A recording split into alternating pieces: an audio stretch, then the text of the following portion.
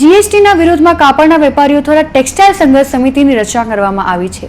આ સમિતિ દ્વારા આજે મહાસભા સાથે મહારેલીનું આયોજન કરવામાં આવ્યું છે, જેમાં મોટી સંખ્યામાં કાપડના વેપારીઓ જોડાયા છે। સરકારના જીએસટીના નિર્ણય સામે વિરોધ પ્રદર્શન કરી રહ્યા છે।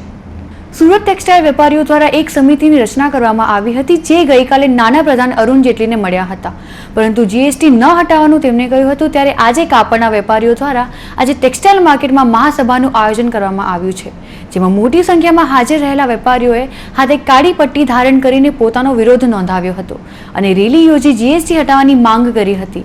નો જીએસટી નો રજિસ્ટ્રેશનના પ્લે કાર્ડ સાથે સભામાં વેપારીઓની મોટી ઉપસ્થિતિ રહી હતી। અલગ અલગ રાજ્યના કાપડના વેપારીઓ પણ મોટી સંખ્યામાં હાજર રહ્યા હતા। જીએસટી મુક્ત કરવા સરકાર સામે માંગ કરી હતી અને વાર્ષિક કર લેવા સરકારને રજૂઆત કરી હતી। અત્રે ઉલ્લેખનીય છે કે સમગ્ર દેશના ટેક્સટાઇલ ઉદ્યોગકારો જીએસટીના વિરોધમાં દેખાવો કરી રહ્યા છે અને સુરતના ટેક્સટાઇલ ટ્રેડર્સ દ્વારા ગુરુવારે 15મી જૂન શુક્રવારના રોજ સમગ્ર ટેક્સટાઇલ માર્કેટની દુકાનો બંધ રાખવાનો નિર્ણય લેવામાં આવ્યો છે। ટેક્સટાઇલ ટ્રેડર્સના સમર્થનમાં સચિનના વિવર્સ દ્વારા પણ એક દિવસ પોતાના યુનિટો બંધ રાખવાનો નિર્ણય લીધો છે। Bureau report, Hind TV news, Surat.